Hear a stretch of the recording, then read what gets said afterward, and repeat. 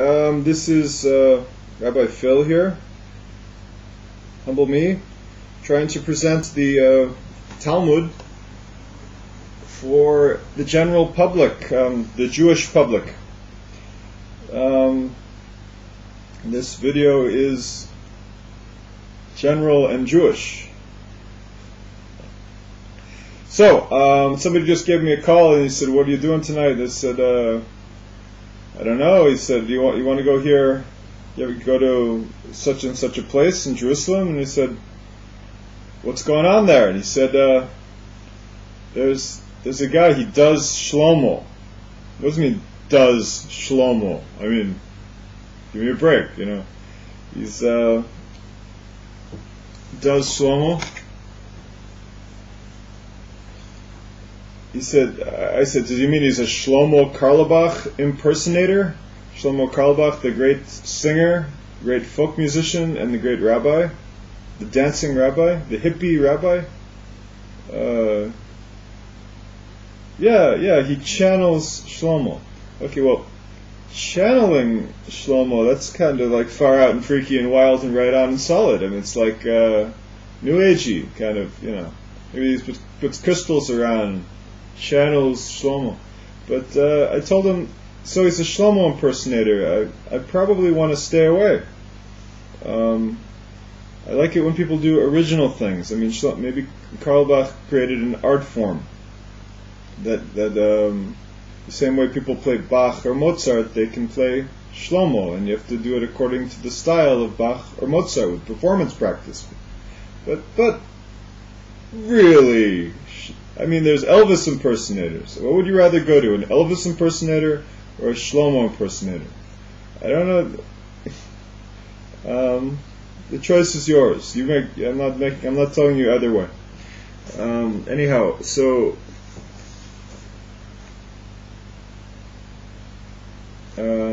just be yourself. So now back to the Talmud. Daf 36, Lamed Vav Amud Aleph.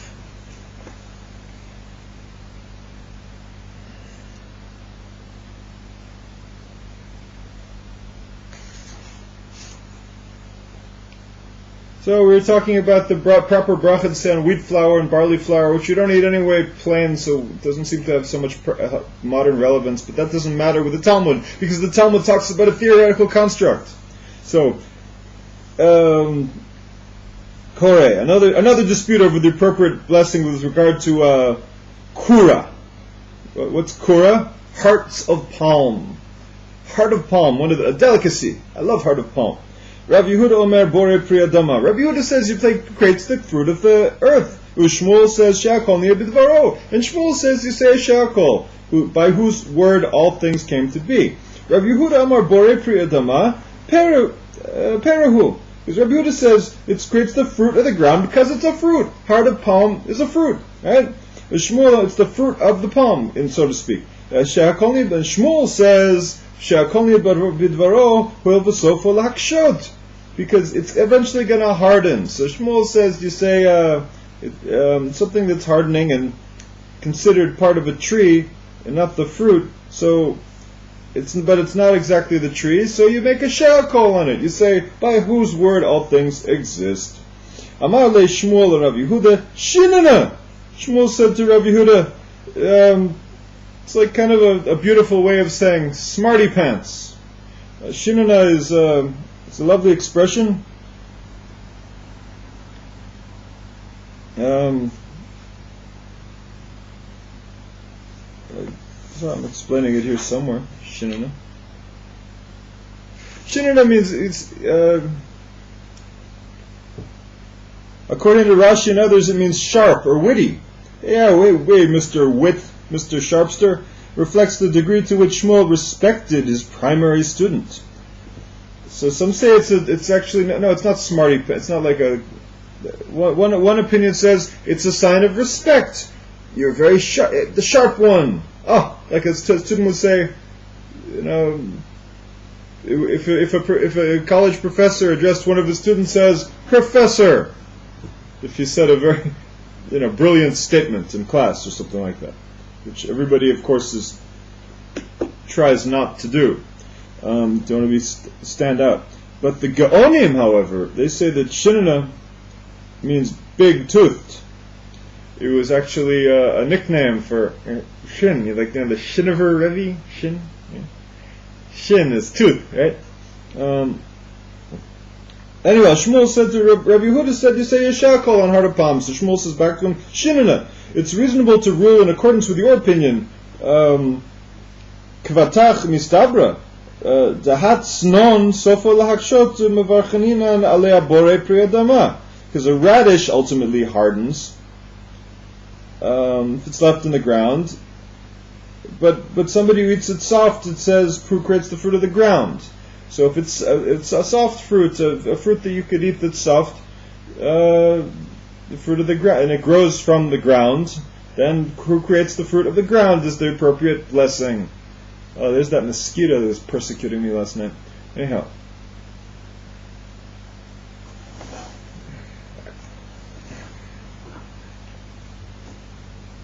It's my Jedi power. Anyhow,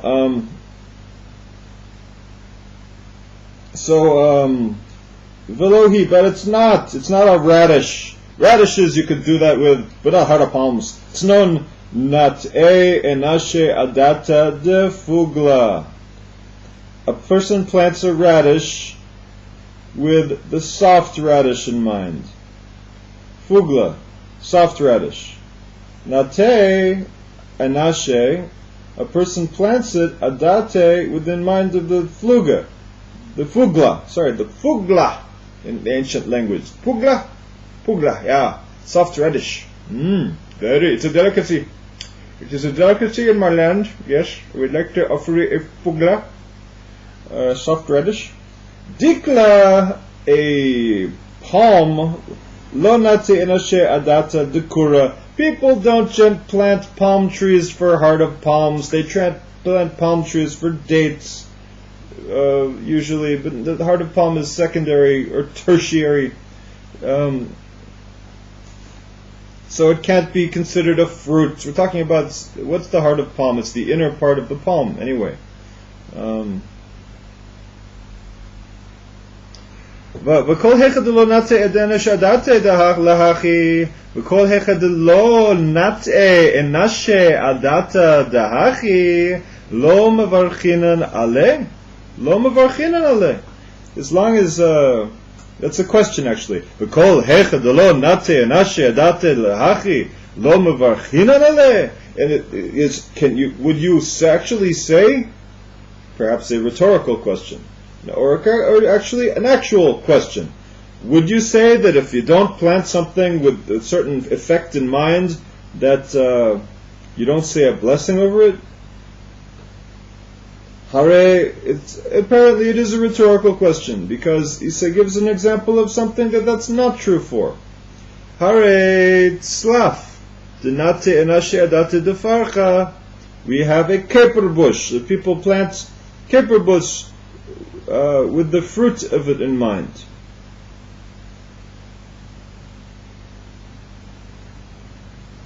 And the thing about the caper bush is there's different parts to it, and different parts may be eaten. What are the different parts of the caper bush?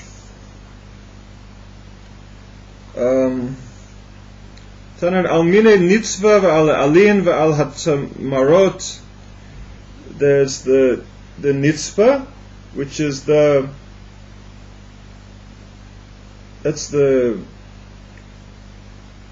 that's another word for caper bush. Al ha'alin for the leaves, al hatmarot, va'al hatamot for the leaves and for the berries. The leaves and the young fronds of the caper bush, you say borei pri adama, va'al ha'evyonot, but for the berries, you say va'al ha'kafrisin. But over the berries and the buds, he says borei priya etz. So we have a case here of the caper bush where there's different brachas for different parts of the caper bush. Let's show you the different parts here.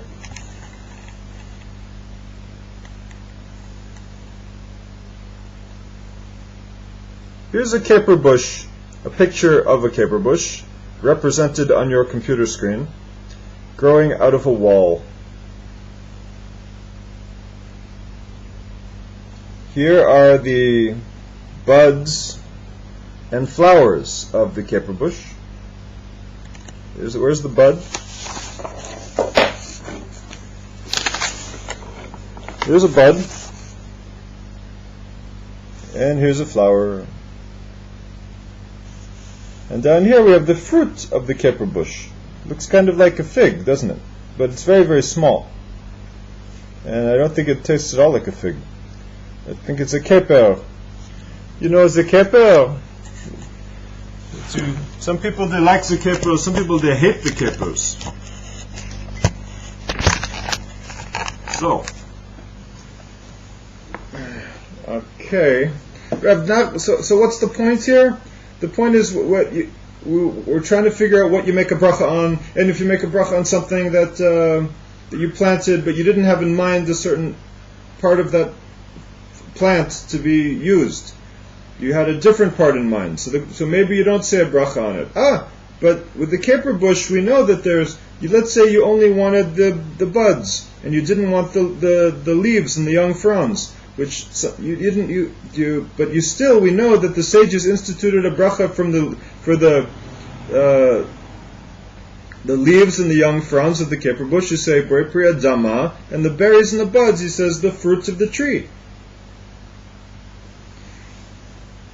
And it indicates that even the leaves and the other parts of the tree that are secondary to the fruit, you have a blessing on the fruit, creates the fruit of the ground, but not by whose word all things come to be. So how could you say back with the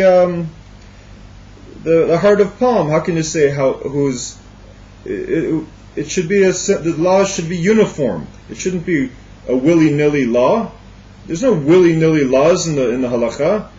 They have a reason to them. There's principles. So the principle, heart of palm, shehakol. So then that doesn't make sense because caper bush. There's no shehakol in a caper bush.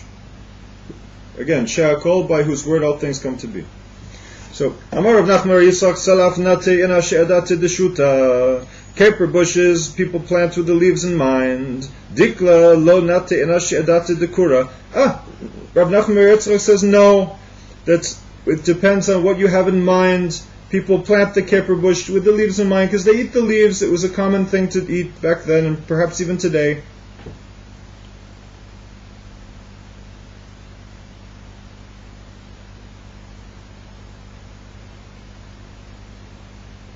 In the Mediterranean region, meaning in Provence and Greece, the caper bush is grown primarily for its buds, but the young fronds are apparently the caper bush's young purple-green branches and their leaves, which in ancient times they were picked and eaten. They're called shuta. So, but botanically, the fruit of the caper bush is the berry, and it's used today. You can buy capers in the store. Go get a caper for Shabbat. Yeah, put the caper on the. See, watch the kids not eat it, and most of the adults too. Anyhow,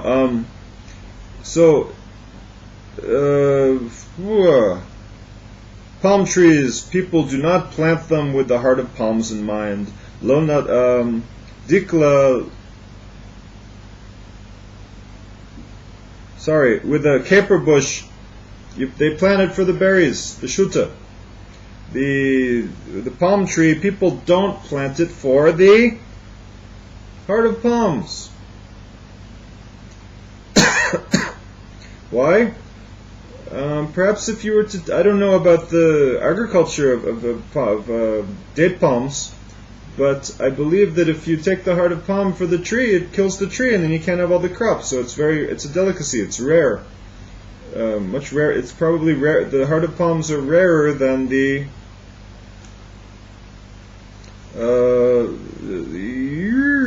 dates. So the Aval Gav de Kalse Shmuel Rav Yehuda Hilchot Gavate de Shmuel. So therefore, no proof may be brought from the halacha in the case of the caper bush to the halacha in the case of the palm. The Gemara concludes, although Shmuel praised Rav Yehuda, he called him Shinana, right? it's reasonable in accordance to your opinion. That's quite a compliment from a Talmudic sage. But although he praised him, the halacha is in accordance. Although Shmuel praised Rav Yehuda, the halacha is like Shmuel. What did Shmuel say? That on the heart of palms you say Shehakol niya b'dvaro.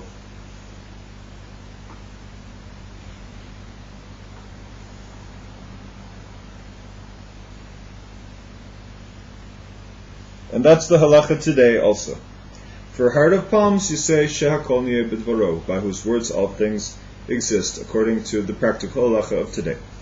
Again, we're going to continue. Amar Rav Yehuda, Amar Rab Tzalaf Shel Arla, B'chutz la'aretz zoreket avinot v'ochelet kafrisin. Rav Yehuda said that Rab said the caper bush during the first 3 years of the growth, Orla, first 3 years of the of a plant's growth, you're not allowed to eat from the fruits. The fruits are forbidden for the first 3 years outside of Eretz Yisrael and inside of Eretz Yisrael. But according to Rav Yehuda, in this case, outside of Israel, if you have a caper bush in its first 3 years, Zoreket Evyonot, you throw out the berries, Vochel et kafrisin, then you can actually eat the kafrisin, which were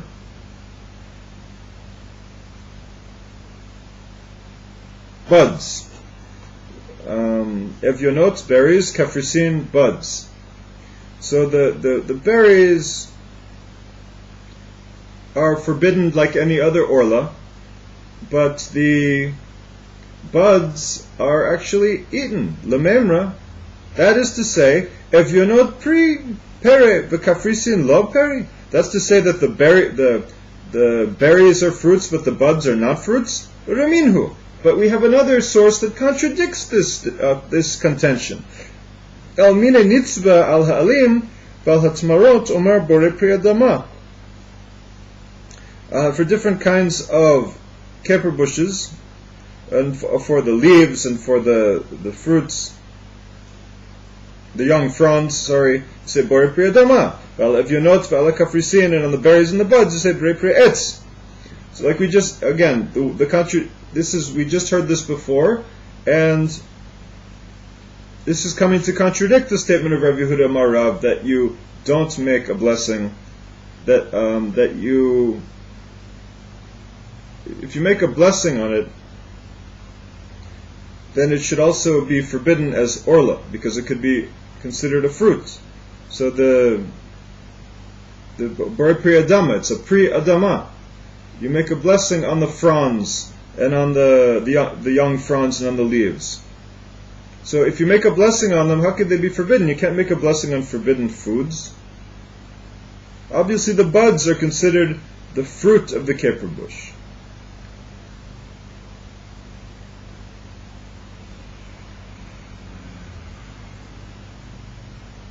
So if you throw out the berries, but you eat the buds,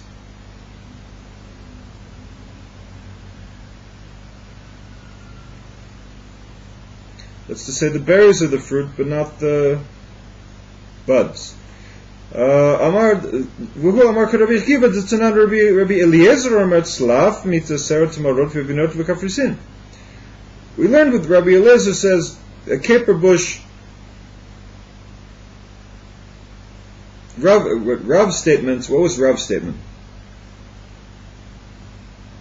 Rav's statement was that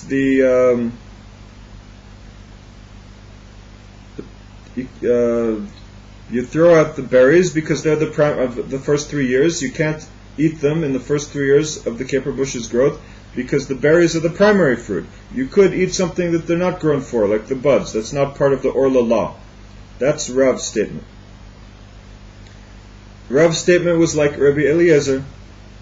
As we learned in a Rav's statement was according to the opinion of Rabbi Akiva. Because we learn in another Mishnah that Rabbi Eliezer says the caper bush is tithed from its young fronds, its berries and buds, and Rabbi Akiva says only the berries are tithed because it alone is considered fruit.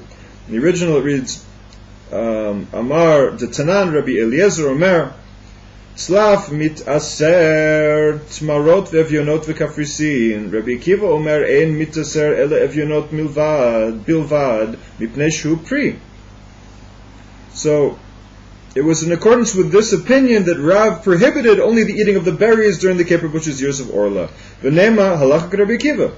If this is the case, why did Rav issue what seems to be an independent ruling regarding Orla?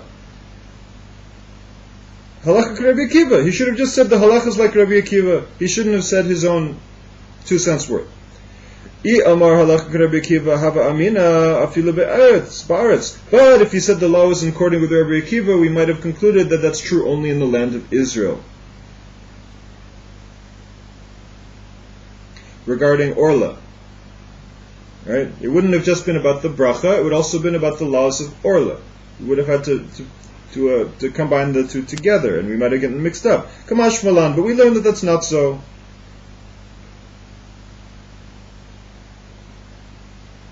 Therefore, he teaches us kol hamekel ba'aretz halacha kamotu b'chutz la'aretz. Therefore, we derive a principle that, according to Rabbi Akiva, the principle is anyone who's lenient, not just according to Rabbi Akiva, but according to all of the rabbis, that a kol hamekel b'chutz ba'aretz, anybody who's lenient in the land of Israel, halacha kamotu b'chutz la'aretz, then you follow his leniency that applies to the land of Israel, also outside of the land of Israel. Aval ba'aretz lo. However,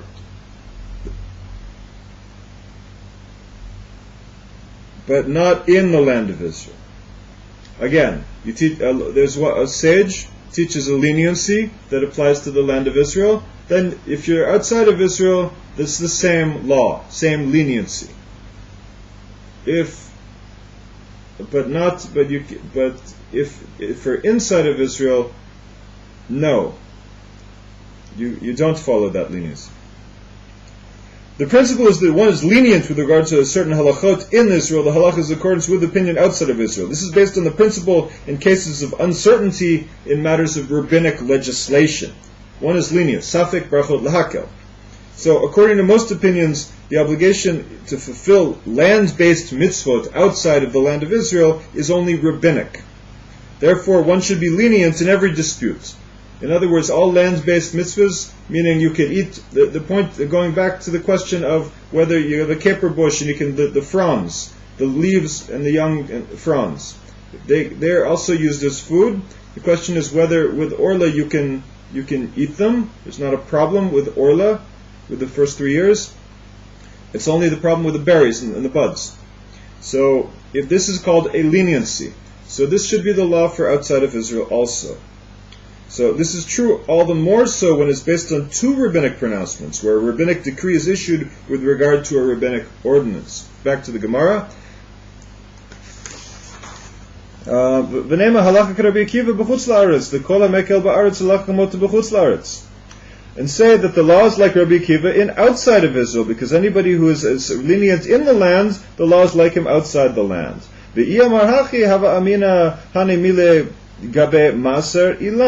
And if you say so, then I might think that these words have to do with tithing of the tithe of the trees. Because in the land of Israel, it itself is an obligation by rabbinic law. Aval gabe orla deva aretz midoraita. But the law of orla, which in Israel is a doraita, Torah-based law, ema b'chutz la'aretz nami nigzor. Let's say that we should also have a prohibition outside of Israel for orla, kamash malan. But we learned that therefore he teaches that with regard to orla, the halach is in accordance with Rabbi Akiva, and not like what you might have just thought. Ravina ashkeche lemar bar Rav Ashi. Deka zarik evyonot v'ka'achil kafrisin. Ravina found Mar Rav Ashi. He was throwing out the berries and eating the buds. Now, Mar bar Rav Ashi was the one who actually redacted, edited, and published the Talmud back in Babylonia about 1,400 years ago. So his son apparently knew his halacha. Mar bar Rav Ashi He's throwing out the berries and eating the buds of an orla caper bush. Amar le maidatach Rabbi Akiva lemekel. Your goal apparently according to Rabbi Akiva, who's lenient, because I see you're eating the buds. Now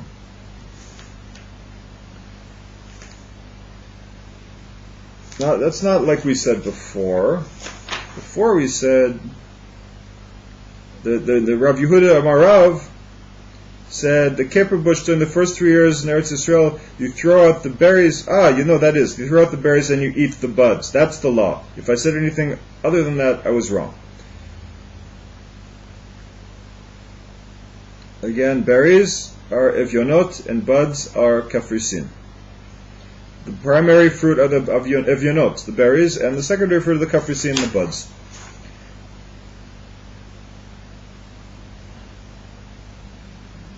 So apparently Mar Baravashi held like Rabbi Akiva because he was doing the same thing. Amar le maidatach. He said, "What's your opinion? Could Rabbi Akiva the lemekel the aved mar kaved shamai the mekel itve?" If you act like Rabbi Akiva the lenient, why don't you act like Beit Shammai, who's even more lenient? D'tanan slaf Beit Shammai omrim kilayim bakerem. A caper bush is considered a diverse kind in the vineyard.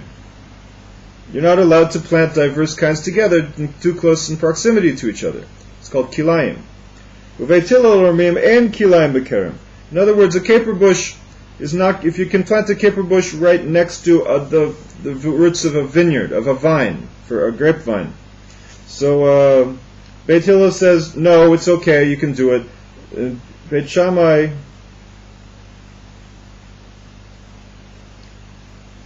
says, no, you can't do it. And Beit Hillel says, yes, you can do it.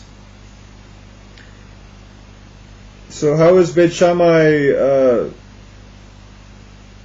more lenient? En kilayim b'kerem. Beit Hillel en kilayim b'kerem. Elu ve'elu modim shechayev b'orla. But they both agree that it has to do, that it's orla. So,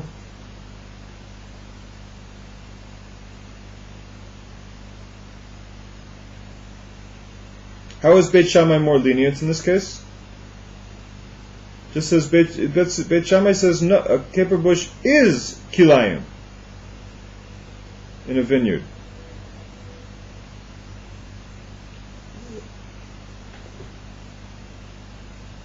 Caper bush isn't considered a tree, and therefore the halacha l'maseh anyhow is that the caper bush is a tree, and it may be planted in a vineyard according to Beit Hillel.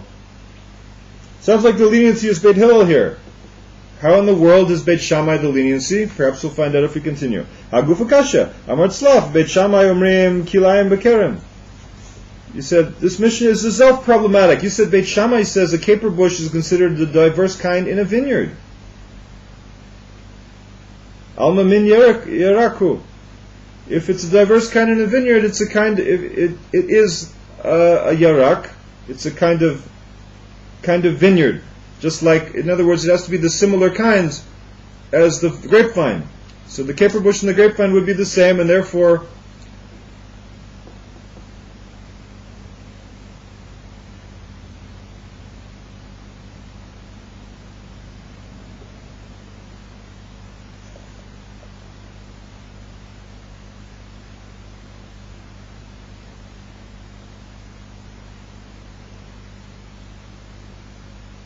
Okay, if Beit Shammai says it is, then it's a type of vegetable bush.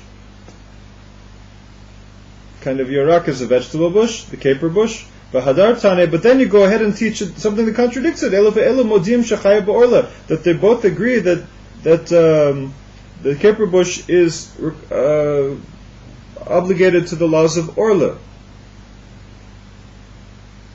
prohibition of orla. So, alma min ilanhu. So if orla does not apply to vegetables, bushes, it applies to trees.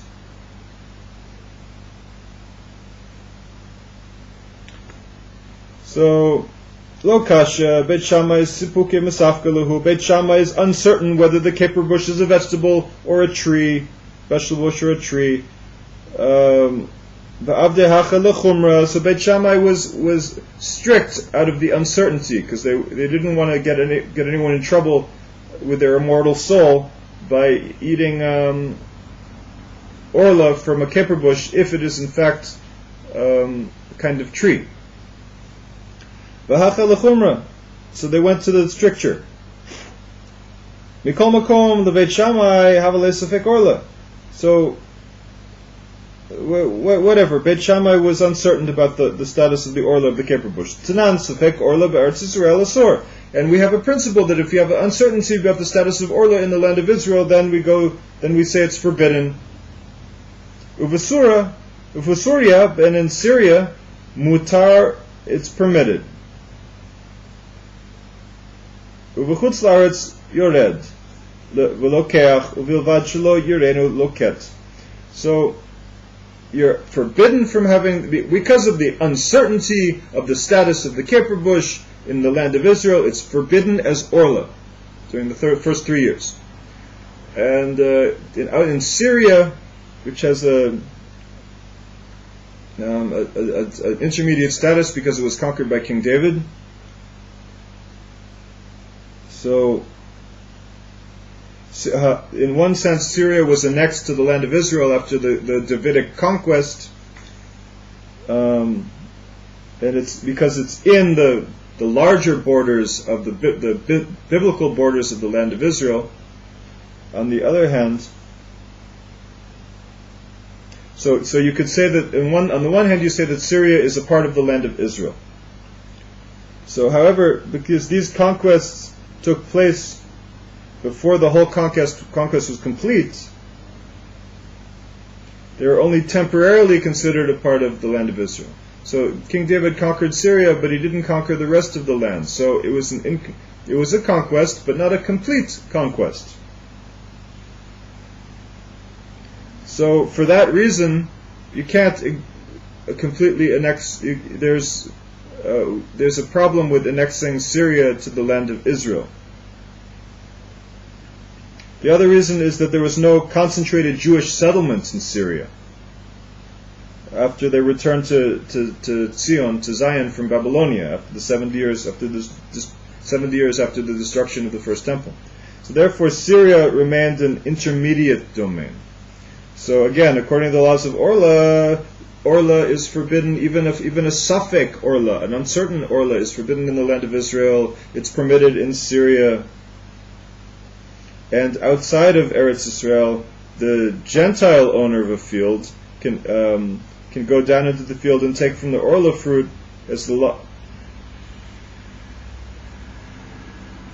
And as long as the Jew doesn't see him gather it, he can purchase that from the Gentile. So if that's true, then outside of the land of Israel, one may act in the accordance of Beit Shammai, who says that the keper bush has an uncertain status. So that's this finally we got to the leniency of Beit Shammai. So they were outside of Israel in Babylonia. Mar, son of Rav Ashi, was chomping on the orla berries. Throwing away the berries and eating the buds. And Ravina said to him, "Hey, you're going like Rabbi Akiva, who has a certain kind of leniency. You could actually go further and learn and do your spiritual practice according to Beit Shammai, who's even more lenient, because you didn't see the Gentile owner, the farmer, take these out, so therefore you can eat them, no problem, even though they otherwise would be considered orla, those buds, the berries. Actually, you could actually eat the berries also, not just the buds. That's the whole point. Rabbi Akiva b'makom Rabbi Eliezer Rav Dinan Kivatei Beit Shammai b'makom Beit Hillel Ena Mishnah. Rabbi Akiva expresses a more lenient opinion in place of Rabbi Eliezer, and we act in accordance with his opinion.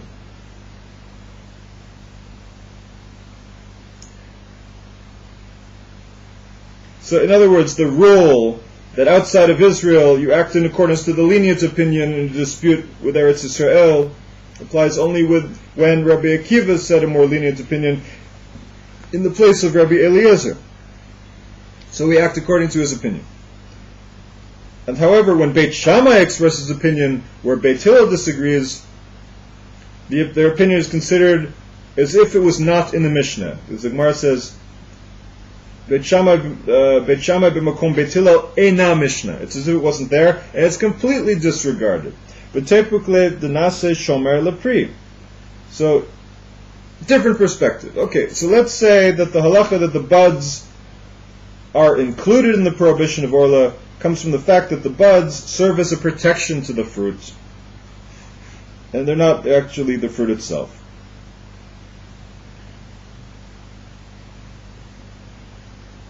Oh no, because they aren't. That's it. They serve as a protection to the fruits, so they're an integral part of it. You can't have the fruit without the buds. So they would be included in the prohibition of orla. Rachman amar v'arlatam arlato et pirio, v'araltem orlato et pirio.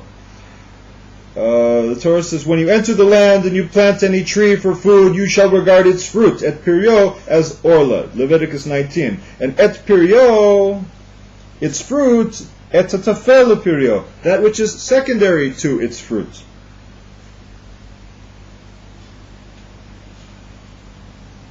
And what's secondary to its fruit? Shomer lapri, the protection to the fruit. The section of the plant which protects the fruit. So the bud, according to this logic, the buds should be permitted. Prohibited is orla.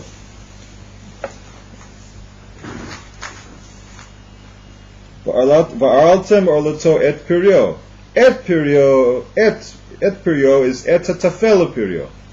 The et always comes to include something. What does it come to include in the prohibition? The buds as well as the berries. Amarava hecha amrina denase shomer lepri. How can we say that it becomes a protection to the fruit? Hecha de ite ben betalush ben bimechubar. Specifically when it exists both when the fruit is detached from the tree and when it is still connected to the tree. So there's a certain case where it's attached and disattached.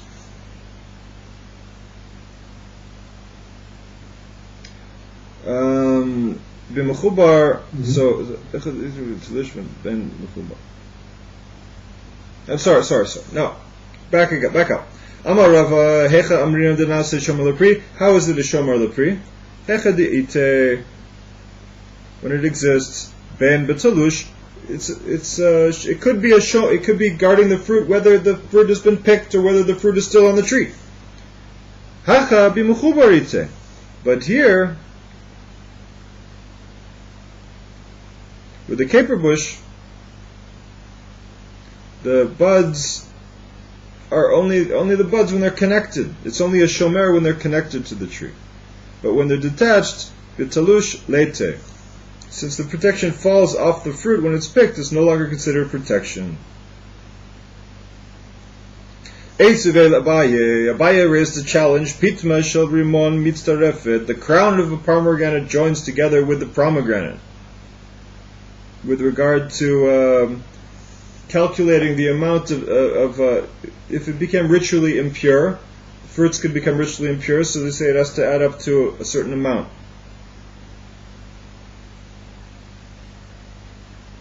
With regard to the ritual impurity of food, the crown of the pomegranate joins together with the pomegranate in calculating its requisite measure, but the flour doesn't. So what's the crown of the pomegranate?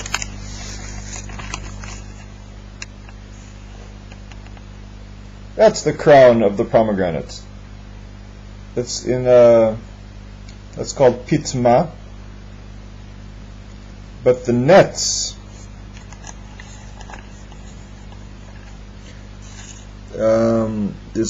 is the flour.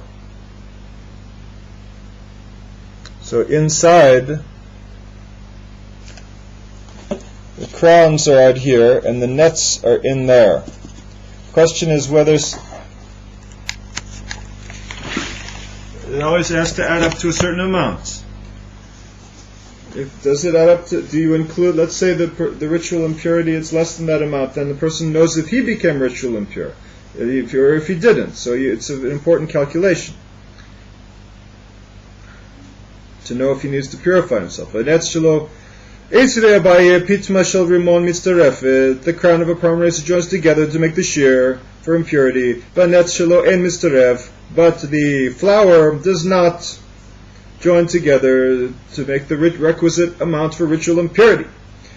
Alma delav ochelhu. So therefore, we know that the flowers are not considered food.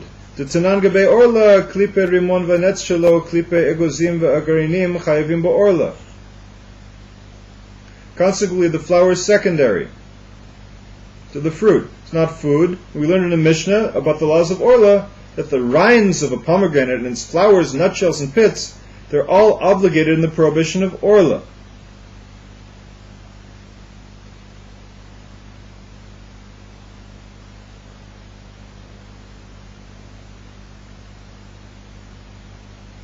So even if the buds are not regarded as protecting the fruit with regard to ritual impurity, they may still be considered food with regard to orla. So you can't say you can't necessarily bring, you have to separate the law of orla and the law of ritual impurity in the case of the capers.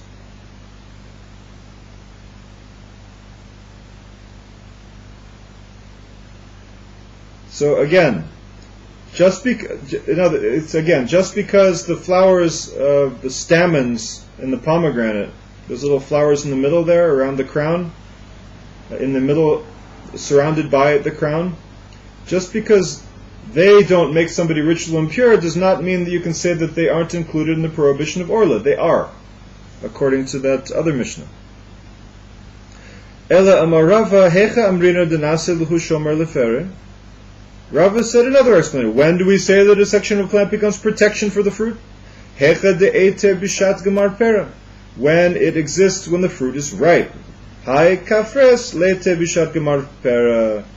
The bud doesn't exist when the fruit is ripe because it falls off beforehand. Yini, is that so? V'hamar Rav Nachman amar Rav Avua. Hane matchale da'orla asire. Rava said in the name of Rabba bar Avua, the orla date is covering, the orla date coverings are prohibited. What's the orla date coverings?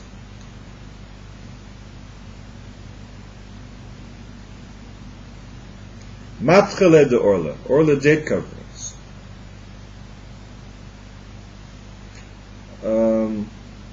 In other words, if you eat a date, there's a peel. That's why it's called date coverings. They're forbidden. Ho'il v'nasu shomer lefere. Why? Because the peel is protecting the fruit. V'shomer lefere emasave bekufra. When do these coverings serve as a protection to the fruit? When do the peels protect the fruit? When the fruit's still young. It nevertheless calls them protection for the fruit. In other words, after the date is ripened, it's not, the peel is not protecting it so much. It's only while it's still young and not yet ripe. This indicates that in order to be considered protection for the fruit, it need not remain until the fruit is fully ripened. So the question remains, why are the buds not accorded the same status as the berries of the caper bush? Rav Nachman savar la Rabbi Yosef. Tanan Rabbi Yosef Omer Smadar Asor Mipnei Shupri Uflige Rabbanaleh.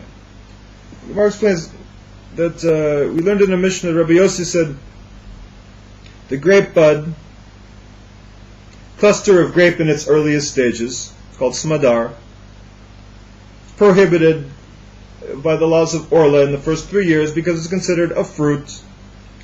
Smadar asor mipnei shu pri.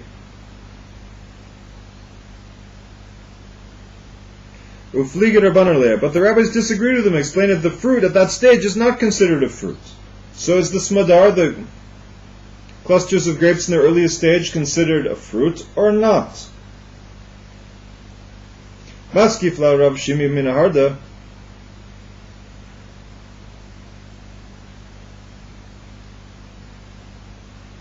So if the smadar is not, the rabbi's opinion against Rabbi Yossi is that the smadar is not considered a fruit, maybe it's the same with the matchele the orla, the date coverings or the peels of the dates, or the kipper bush buds, which were called again in Aramaic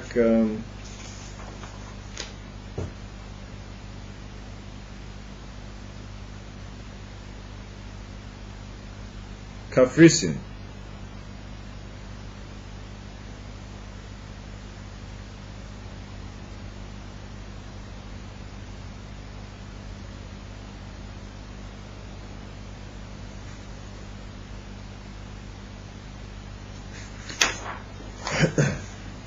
Maybe it's the same law. The date coverings and the kipper bush buds, kafrisin, are not considered protection for the fruit and not prohibited due to orla, according to this. Maskif le Rav Shimi min harda divishar ilane miplig rabbanan aleh. There's an objection. Do the rabbis disagree with the opinion of Rabbi Yossi with regards to, and the Rabbi Yossi said what? That the smadar is orla, could fall under the prohibition of orla. So, why do the rabbis disagree with Rabbi Yossi on this point? Atanan, me'ematai en kotzusinet ilanot b'shvi'it. Didn't we learn in a Mishnah with regard to the fruits which grows during the sabbatical year? Torah says it's have a Shabbos for the whole year for the land, once every 7 years. So the sages inferred that from eating and not from a loss.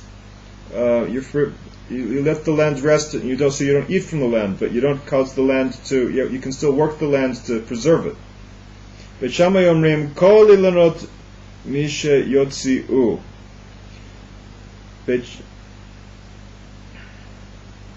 Sorry. V'atanan me'matai ein kotzinet ilanot b'shvit. So, cutting the. Because one is prohibited from discarding fruit grown during the sabbatical year, the question is raised, from when may you no longer cut trees? From what time in the calendar day or time of the year are you no longer supposed to cut the trees in the shvis? Beit Shammai says, Kol ilanot mishiyotziu. Beit Shammai says all trees from when the blossoms fall off and the fruit begins to emerge from its earliest stage. Beit Hillel omrim Charuvin mishe yishashushu. Charuvin mishe yisharsharu. It's Beit Hillel says there's a distinction between different types of trees. Carob trees may not be cut from when they form chains of carobs. Vakfanim mishe yigaru. And vines may not be cut mishe yigaru. It should be explained below the meaning of this word. V'hazeitim mishe yanetzu, and olives from the time they blossom. Mishar kol ilanot mishe yotziu, and all other trees from when the fruit emerges. So it's not a specific calendar date. It's a time when you can see agricultural phenomenon happening on the trees.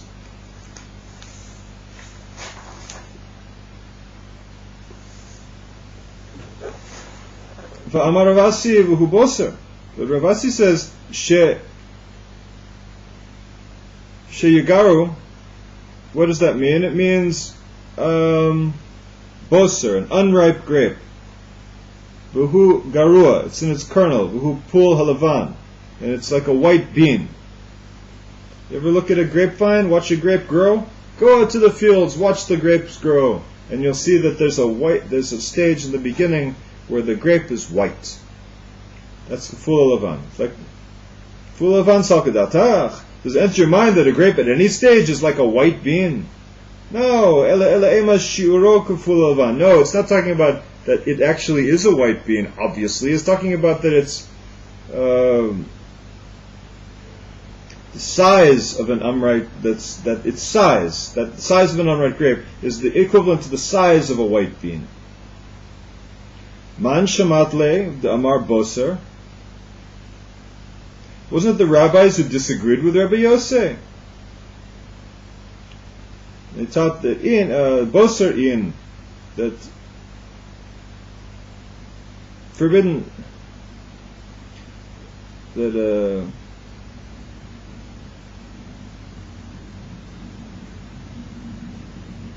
Boser in smadar lo. An unripe grape, yes, it's considered fruit. Sorry, I skipped ahead. Rather say its size, that of an unripe grape, is equivalent to the size of a white bean. In any case, whom did you hear that say an unripe grape, yes, is considered a fruit, while a grape bud, no, is not considered a fruit? Wasn't it the rabbis who disagree with Rabbi Yosef? And it is taught that according to the sages, one is forbidden to cut all other trees from when the fruit emerges. This indicates that even they agree that from the very beginning of the ripening process, the fruit is forbidden due to orla. So the question remains, why are the buds permitted and the caper bush not forbidden from orla? When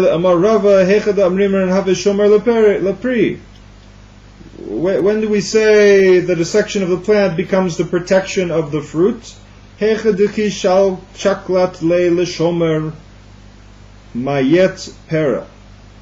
When you remove the protection, the fruit dies. If you remove the peel and the fruit dies, then it's protecting the fruit. And if you remove the peel and the fruit doesn't die, it's not protecting the fruit anymore.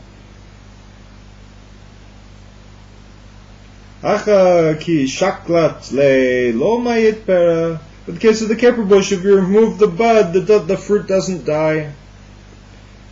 Hava uvda v'shaklu lenetz l'rimona. Once an incident, they removed the flower of a pomegranate. V'yabash rimona. The pomegranate withered, meaning dying. V'shakluha lefircha de vitita. And they removed the flower of the fruit of the caper bush, and the fruit of the caper bush survived. V'ikayam bitita. So, vitita is another word for caper bush. They took away the flower of the caper bush, and the caper bush lived. So it can't. In this case, based on experience, it can't be considered. It should be prohibited by orla because it's not actually protecting the fruit. Vehilchata kamar baravashi. The law is like Mar according to Ravashi. Dazrikat of yonot v'achilata kafrisin. So remember Ravina and Mar baravashi, and Ravina was saying you can actually, he was throwing out the berries and eating the buds, and Ravina tried to prove to him that you can actually eat those berries as well as the buds. That's the law.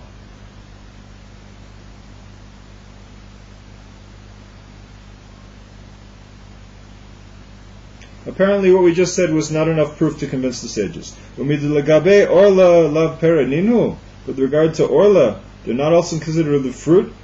So, since they are not considered fruit with regard to orla, meaning you can eat the buds but not the berries, so these buds are not orla. So with regards to blessings, we transfer the law of orla to the law of blessings. How so? Because they're not fruit. The question is, are they classified as fruit, these buds? These buds are not fruit with regard to orla. So they're also not fruit with regard to blessings. So